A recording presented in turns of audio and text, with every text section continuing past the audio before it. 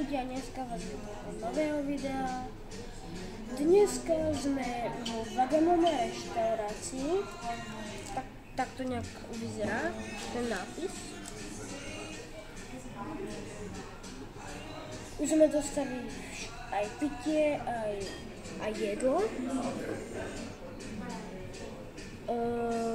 Máme tu všelijaké knedličky, jak vidím. Nejaký šalát, vajíko, potom jarná cibulka a omáčka.